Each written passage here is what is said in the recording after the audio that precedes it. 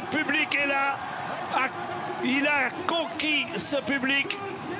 Où s'arrêterait Remco Evenepoel? Permettez-moi de poser cette question ce dimanche 23 avril à 16h51. Nous revoici en compagnie des 11 coureurs de tête sous la conduite de Dvernes, le Norvégien. Dans sa roue, Balmer, le jeune coureur suisse. En troisième position, l'Espagnol Carretero. Quatrième, Ourselin, le coureur normand. En cinquième position, l'Allemand Osborne. Le sixième, c'est le Néerlandais Vandenberg. Le septième, c'est l'Allemand Zimmermann. Et puis maillot bleu, c'est Velasco, l'Italien de Astana. 11 coureurs à l'avant. Et peut-être pas vu Johan Meens, le Liégeois, Mathis Lebert, le Breton. Et comme ça, on est complet si on ajoute Ruben Appers, le coureur de Vrazene. Ouh, Tratnik, qui lui veut faire autrement. Madouas, hein. Oula, et on sort les grosses armes. Ça, c'est intéressant. Ouais, ça, c'est très intéressant. C'est ce qu'on doit faire. Tratnik, c'est le numéro 2 derrière Benoît pour l'équipe Jumbo. Madouas, avec la mauvaise journée de Gaudu, est devenu le numéro 1 pour Groupama. Et n'oublions pas que Madouas a un homme devant. Ouais, et on envoie un coureur d'Ineos. Donc voilà qui est très très intéressant hein, dans la tactique de course. Et là, on a l'Emraze qui est lâché. Ouh, est-ce que c'est pas Mas, ça? Mas, ouais. Ah oui. Oh là, complètement arrêté là. On n'a pas le Henrik Mas de la dernière Vuelta. Hein. Oh là, ouais, là c'est serré. Kwiatkowski. On annonce Landa distancé. Hein, là. Il est là, Landa. Après Mas, le troisième de la Flèche Wallonne. À plus de 80 km de l'arrivée, s'il vous plaît. Ouais, mais là c'est terminé. Hein.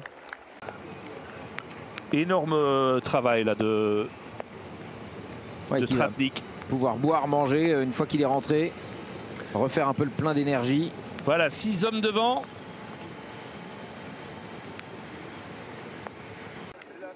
Alors Alaphilippe qui aborde la montée du Rosier, les mains en bas du guidon. À bloc, double champion du monde. Et Van Wilder, encore une belle fraîcheur, hein. 14e au sommet du mur de Huy en ayant été très mal placé au départ, sans quoi il se serait probablement classé très près du top 5. Même remarque aussi d'ailleurs pour Benoît, 7e qui a été enfermé. Van Gils, c'est là aussi le 8e de la Flèche. Il est en tout cas le premier qui est symboliquement dans la roue du champion du monde. Ouais, et on a perdu Julien, hein, bien évidemment là. Voilà. Une petite relais. Mollema. Ah, attaque de Mollema. Ah, qui vous le voyez, oui, c'est Mollema. Sivakov avec. Il n'a pas de capteur de puissance, hein, jamais lui. Hein. Non, c'est coureur à l'ancienne. Il a même pas de compteur. Hein. Ah, c'est dingue, hein. Ouais. Sivakov. Alors, Van Wilder, est-ce que c'est la fin de Vorvac, ça? Oui. Oui, ça, c'est pas impossible qu'on fasse craquer un peu plus sur loin. cette accélération. C'était sans doute le but d'essayer d'isoler Remco Evenepoel, alors qu'ils sont encore au moins 3 chez Ineos. Ils sont encore 3 chez Trek. Et donc, pour la première fois, c'est une autre équipe qui prend la main. C'est la toute première fois, clairement, Ineos. C'est dire quand même si Pidcock doit avoir de très très bonnes sensations. Sinon, on ne fait pas faire ça. Oui, oui, mais là, ça frotte hein, énormément. À l'hélicoptère, on a vu un coureur arrêté sur la droite. Un coureur de Et Vorvac est toujours là. Hein. Qui est que j'espère que c'est pas Hermans. C'est Hermans. Aïe, le deuxième de l'année dernière. Dérailleur cassé. Ça, c'est le plus mauvais endroit. Dérailleur cassé pour Quinton Hermans. Il faisait la course parfaite et attendre sa voiture. Ok, sans pouvoir le visage encore. De Van Wilder. Attention, hein. Il faut prévoir avoir un petit peu de marge parce que là, quand on part, on va jusqu'à l'arrivée. Bardet qui est en train de se battre. C'est fini pour Barguil. Lâché, lâché. Sheffield lâché. Et il est toujours là, Van Wilder, avec Pidcock et Evenepoel, avec Bardet, Ciccone, Buitrago. Et pas mal Ciccone. Eli, Benoît. Mais quelle bagarre pour être dans la roue de Remco Evenepoel. Alors qu'on arrive vraiment dans les parties les plus raides ici. Hein. Evenepoel qui avait attaqué au dernier moment. Hein. Et là, Pidcock prend le relais. Et on laisse faire un petit peu. Avec Skelmos, Bardet, Buitrago, Illy. N'oublions pas qu'il y a encore la Roche au Faucon. Hein. Oui, il en reste encore, mais Faucon. Et on a monté la redoute très vite. Je ne sais pas s'il va quand même essayer quelque chose à mon avis. Et derrière Martin. C'est parti. Voilà, attaque, 33 km 600, la première explosion de Remco Evenepoel. Avec Pidcock et Skelmos derrière. La foule se déchaîne. Hein. Et Remco Evenepoel qui prend 1 mètre, 2 mètres, 3 mètres. Pidcock ne peut pas y aller. Evenepoel seul en tête. Oh là là là là là là là, il y a Pidcock en danseuse et Evenepoel assis.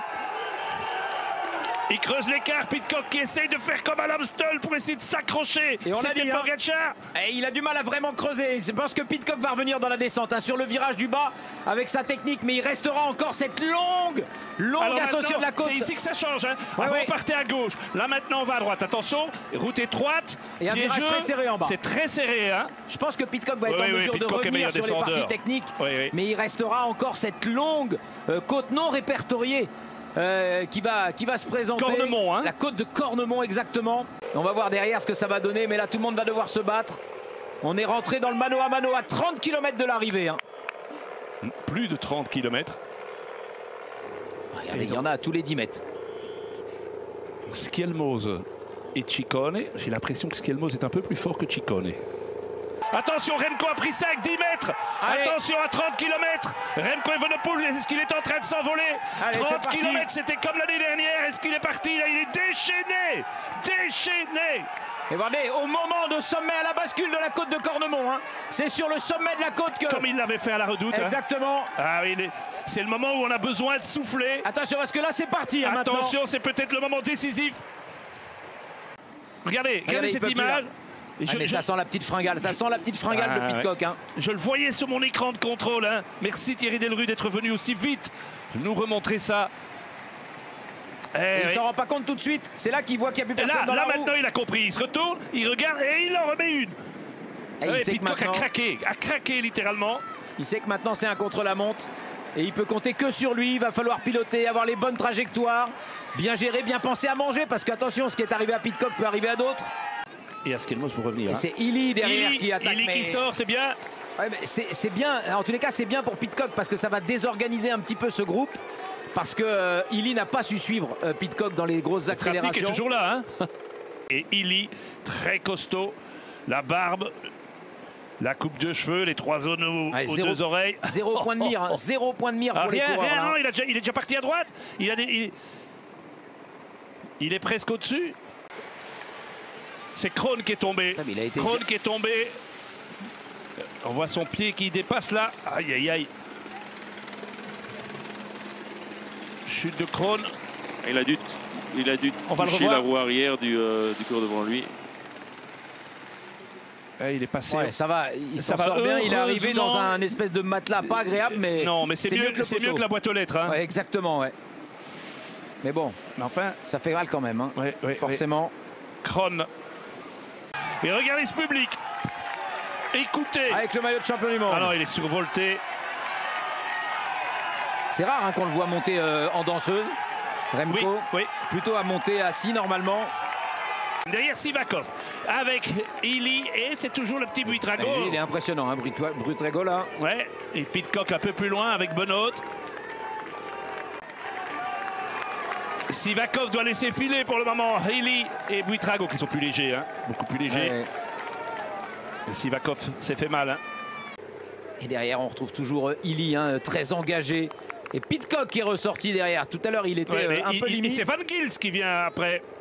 Mais Pidcock, il a quand même un mental. Il ne s'avoue jamais vaincu. Il est solide. Hein. Et il est revenu dans la roue. Donc Illy, l'Irlandais, Buitrago et Pidcock. Il est un peu notre gardien de la joie. Un déclencheur d'ondes positives. Le déroulement harmonieux de son destin est là, se dresse devant lui. Il a donné libre cours à l'expression de ses immenses talents. Il a broyé toute l'opposition. Il n'y avait plus eu un coureur qui s'impose 2 fois de suite depuis Bartali il y a un quart de siècle. Il n'y avait plus eu un coureur champion du monde, vainqueur de Liège-Bastogne-Liège depuis 36 ans. Et regardez les gestes du footballeur, de l'ancien footballeur. Il est fier de lui, de ce maillot.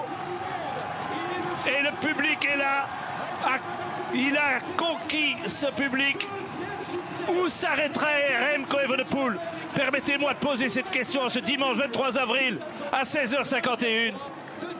Remco Evenepoel, le 23 avril 2023, deuxième victoire en surclassement dans Liège-Bastogne-Liège. La deuxième place, un Irlandais, un Britannique, un Colombien, un des trois sera malheureux. Qui aura la chance de monter sur le podium à côté de Remco Evenepoel?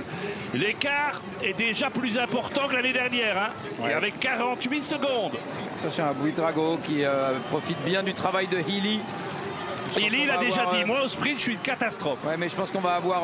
je suis une catastrophe, il a dit. Buitrago, enfin Pidcock et Buitrago sur le podium. Hein. Oui, je pense aussi, malheureusement pour Healy, qui aura été très, très combatif, très, très entreprenant.